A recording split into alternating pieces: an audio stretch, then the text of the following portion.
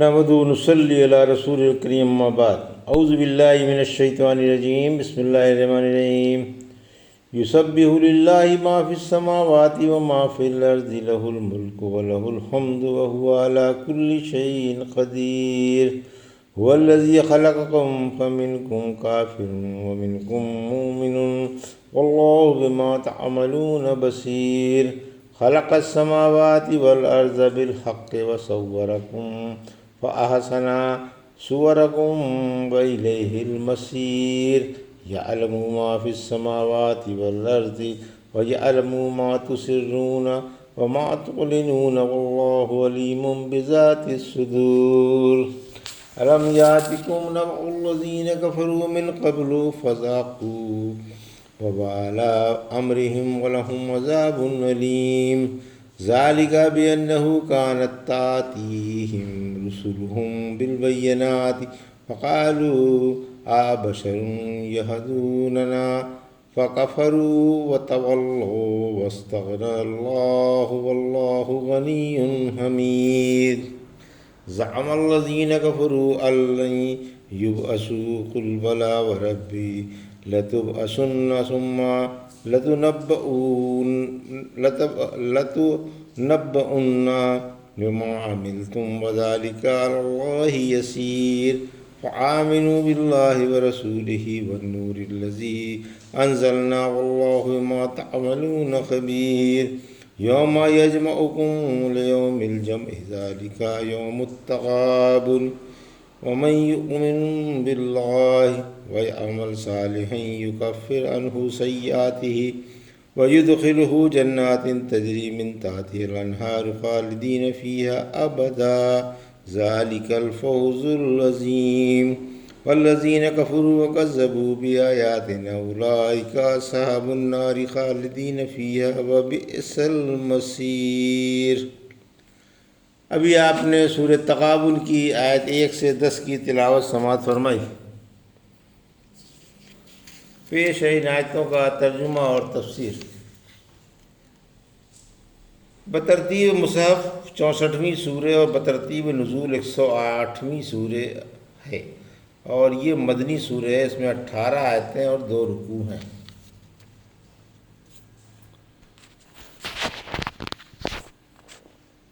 بسم اللہ الرحمن الرحیم۔ یسبح للہ ما فی السماوات وما فی الارض لہ الملک ولہ الحمد وہو علی کل شیء قدیر۔ آیت 1۔ هو الذی خلقکم فمنکم کافر ومنکم مؤمن واللہ بما تعملون بصیر۔ آیت 2۔ خلق السماوات والارض بالحق وصورکم فاحسن صورکم والیہ المصیر۔ آیت 3۔ یعلم ما فی السماوات والارض وَيَعْلَمُ مَا تُسِرُّونَ وَمَا تُعْلِنُونَ وَاللَّهُ عَلِيمٌ بِذَاتِ الصُّدُورِ۔ آیت 4۔ ترجمہ۔ شروع کرتا ہوں میں اللہ کے نام سے جو بڑا مہربان اور نہایت رحم والا ہے۔ تمام آسمانوں اور زمین کی چیزیں اللہ کی پاکی بیان کرتی ہیں۔ اسی کی بادشاہت ہے اور اسی کی تعریفیں ہیں، اور وہ ہر چیز پر خوب قادر ہے۔ اسی نے تم کو پیدا کیا، پھر تم میں سے کچھ کافر ہیں اور کچھ مومن، اور اللہ تمہارے عمل خوب دیکھ رہا ہے۔ اسی نے آسمان و زمین کو ایک حکمت سے پیدا کیا اور تمہاری صورتیں خوبصورت بنائیں، اور اسی کے پاس لوٹ کر جانا ہے۔ جو کچھ آسمان و زمین میں ہے وہ سب کو جانتا ہے، اور جو کچھ تم چھپاؤ یا ظاہر کرو وہ سب کا عالم ہے، اور اللہ دلوں کی باتوں سے بھی خوب واقف ہے۔ یہ تھا ترجمہ سورہ تغابن کی آیت 1 سے 4 کا۔ تفسیر۔ آیت 1۔ دنیا کا ذرہ ذرہ تسبیح خواں ہے اور اللہ مختار کل۔ یہ صورت مصاحات میں سب سے پچھلی ہے۔ مخلوقات کی تسبیح کا بیان گزر چکا۔ اسی کی بادشاہت ہے اور اسی کی بڑائیاں ہیں، یعنی کائنات عالم میں اسی کا تصرف ہے، اور ہر چیز کا اندازہ لگانے میں وہی لائق تعریف ہے۔ وہ ہر چیز پر قادر ہے، جو چاہے کرے، نہ کوئی رکاوٹ پیدا کر سکتا ہے اور نہ کوئی مزاحم، اور جس چیز کو نہ چاہے کسی کی طاقت نہیں کہ اسے وجود میں لے آئے۔ آیت 2۔ اللہ حقداران کی ہدایت کو جانتا ہے، یعنی وہی اچھوں بروں کا خالق ہے۔ اسی کے ارادے سے کوئی کافر ہے اور کوئی مومن۔ اسے اچھی طرح معلوم ہے کہ سزاوار ہدایت کون ہے اور کون نہیں۔ وہ اپنے بندوں کے کاموں پر گواہ ہے اور انہیں ان کا پورا پورا بدلہ ملے گا۔ آیت 3، دنیا کسی مصلحت سے بنائی گئی، اسی نے آسمان و زمین عدل و حکمت سے پیدا کیے اور تمہاری حسین و جمیل صورتیں بنائی۔ سورہ انفطار میں کی آیت 6 سے 8 میں فرمایا، اے انسان، تجھ کو تیرے عزت والے رب سے جس نے تجھے پیدا کیا، پھر ٹھیک ٹھاک کیا اور برابر کیا اور جس صورت میں چاہا وہی صورت تجھے عطا فرما دی، کس چیز نے غافل کر دیا؟ سورہ غافر کی آیت 64 میں فرمایا، اللہ ہی نے تمہارے لیے زمین کو ٹھہرنے کی جگہ اور آسمان کو چھت بنا دیا، تمہیں خوبصورت شکلیں دیں اور پاکیزہ چیزیں کھانے کو عطا فرمائیں، اور ساری دنیا کو اسی کے پاس لوٹ کر جانا ہے۔ آیت 4، یعنی اللہ کو کائنات سماویہ، ارضیہ اور نفسیہ سبھی کا علم ہے، یہاں تک کہ وہ دل والے خیالات اور پوشیدہ باتوں سے بھی خوب واقف ہیں۔ الم یأتکم نبأ الذین کفروا من قبل فذاقوا وبال امرهم ولهم عذاب علیم۔ آیت 5، ذالک بأنہ کانت تأتیہم رسلهم بالبینات فقالوا آبشر یہدوننا وکفروا وتولوا واستغنى اللہ واللہ غنی حمید۔ آیت 6، ترجمہ، کیا تمہارے پاس ان کی خبریں نہیں آئیں جنہوں نے تم سے پہلے کفر کیا تھا، پھر انہوں نے اپنے کفر کا وبال چکھ لیا اور انہی کے لیے دردناک عذاب ہے۔ ان پر اس لیے عذاب آیا کہ اس کے پاس ان کے رسول کھلے کھلے معجزے لے کر آتے رہے، تو وہ یہی کہتے رہے، کیا انسان ہماری قیادت کرے گا؟ چنانچہ ان کی نبوت کا انکار کر دیا اور ان سے منہ موڑ لیا، اور اللہ بھی بے نیاز ہے اور اللہ بڑا ہی بے پرواہ اور لائق تعریف ہے۔ یہ تھا ترجمہ آیت 5 اور 6 کا۔ تفسیر، انبیاء کو جھٹلانے والوں کی تباہی۔ یہاں پہلی قوموں کا ذکر ہے جنہوں نے رسولوں کی مخالفت کی، حق کو جھٹلایا، آخر اللہ کا ان پر عذاب حلال ہو گیا اور وہ عذاب میں پھنس کر جہنم رسید ہوئے۔ دنیا میں الگ اپنے کرتوتوں کا خامیازہ بھگتا ذلیل ہوئے، اور آخرت کا بھگتنا ابھی باقی ہے جو ہمیشہ ہمیشہ رہے گا۔ آیت 6، یعنی عذاب کی وجہ یہ تھی کہ جب رسول ان کے پاس دلائل اور کھلے کھلے نشانات لے کر آئے تو انہوں نے بشر کی رسالت کو بعید از عقل سمجھ کر یہی کہا کہ بشر کا رسول ہونا ناممکن ہے، اور یہ بات سمجھ سے باہر ہے کہ ان کی رہنمائی انہی جیسا کوئی بشر کرے۔ اسی بنا پر رسول کو نہیں مانا اور نیک عملوں سے باز رہے۔ اللہ نے بھی ان سے نظر رحمت پھیر لی، وہ تو بے نیاز اور لائق حمد ذات ہے۔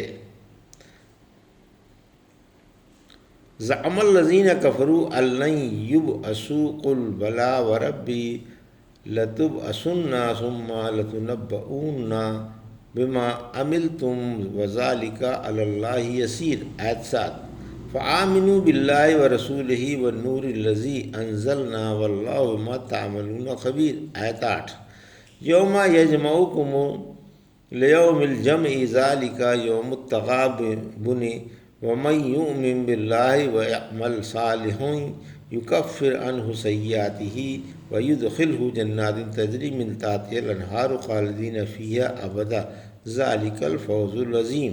آیت 9، والذین کفروا وکذبوا بآیاتنا اولئک اصحاب النار خالدین فیہا وبئس المصیر۔ آیت 10، ترجمہ، کافروں کا خیال ہے کہ ناممکن ہے کہ انہیں دوبارہ زندہ کیا جائے۔ آپ فرما دیں، ہاں ہاں، اللہ کی قسم تمہیں یقیناً زندہ کیا جائے گا، پھر تمہیں تمہارے عملوں کی خبر دی جائے گی۔ یہ بات اللہ کے لیے بہت ہی آسان ہے، اس لیے تم اللہ پر اور اس کے رسول پر اور اس نور پر ایمان لے آؤ جو ہم نے نازل فرمایا ہے، اور اللہ تمہارے کاموں سے اچھی طرح خبردار ہے۔ وہ تم کو جمع ہونے والے دن جمع کر دے گا، وہ دن ہار جیت کا ہوگا۔ جو شخص اللہ پر ایمان لا کر نیک عمل کرتا رہے، اللہ اس سے اس کی برائیاں مٹا دے گا اور اسے ایسے باغوں میں بسائے گا جن میں نہریں جاری ہوں گی، جہاں وہ ہمیشہ ہمیشہ ابد کی زندگی پائیں گے۔ یہ بڑی بھاری کامیابی ہے، اور جن لوگوں نے انکار کیا اور ہماری آیتیں جھٹلائیں وہ سب دوزخی ہیں، جہاں ہمیشہ رہیں گے، اور جہنم لوٹ کر جانے کی بدترین جگہ ہے۔ یہ تھا ترجمہ آیت 7 سے 10 کا۔ تفسیر آیت 7، زندگی بعد الموت برحق ہے۔ بے ایمانوں اور دہریہ حضرات کا خیال ہے کہ انہیں دوبارہ زندہ نہیں کیا جائے گا۔ آپ ان سے فرما دیجئے کہ تم ضرور اٹھو گے، اللہ کی قسم ضرور زندہ ہوگے، پھر اللہ تمہارے چھپے کھلے، ظاہر و باطن، چھوٹے بڑے اور اچھے برے سارے عمل تمہیں بتا دے گا۔ دوبارہ زندہ کرنا اور عملوں کا بدلہ دینا اللہ کے لیے بہت ہی آسان ہے۔ یہ تیسری آیت ہے جن میں لوگوں کو یقین دلانے کے لیے اللہ نے اپنے نبی صلی اللہ علیہ وسلم سے قسم کھا کر فرمایا ہے کہ زندگی بعد الموت اور قیامت سچی باتیں ہیں۔ پہلی آیت سورہ یونس کی آیت 53، دوسری سورہ سبا کی آیت 13 اور تیسری تغابن کی آیت 8۔ نور یعنی قرآن۔ پھر فرمایا کہ اللہ تمہارے ہر عمل سے واقف ہے، تمہارا چھپے سے چھپا عمل بھی اللہ سے چھپا ہوا نہیں ہے۔ آیت 9، ہار جیت کا دن۔ یوم الجمع، جمع کرنے والا دن قیامت کا نام ہے، کیونکہ اس میں اگلے پچھلے سب ایک میدان میں جمع کیے جائیں گے۔ سب اعلان والے کا اعلان سنیں گے اور ایک دوسرے کو دیکھیں گے۔ سورہ ہود کی آیت 104 میں فرمایا یہ لوگوں کو جمع کیے جانے اور ان کے حاضر کیے جانے کا دن ہے۔ سورہ واقعہ کی آیت 49 اور 50 میں فرمایا آپ فرما دیں کہ قیامت کے دن سب اگلے پچھلے جمع کیے جائیں گے۔ یوم تغابن، قیامت کا دن، کیونکہ اس دن جنتی دوزخیوں کو ہرائیں گے، انہیں سراسر نفع اور انہیں سراسر نقصان ہوگا۔ آیت 10، اور کفر والے، حق کو جھٹلانے والے اور رسولوں کو نہ ماننے والے جہنم میں جھونک دیے جائیں گے، جہاں وہ ہمیشہ ہمیشہ رہیں گے، اور جو بڑا بدترین ٹھکانہ ہے۔ یہ تھا سورۃ تغابن کی آیت 1 سے 10 کا ترجمہ اور تفسیر جو ابھی آپ نے سماعت فرمائی۔ بارک اللہ لی و لکم فی القرآن الحکیم ونفعنا ایاکم بالآیات الذکر الحکیم۔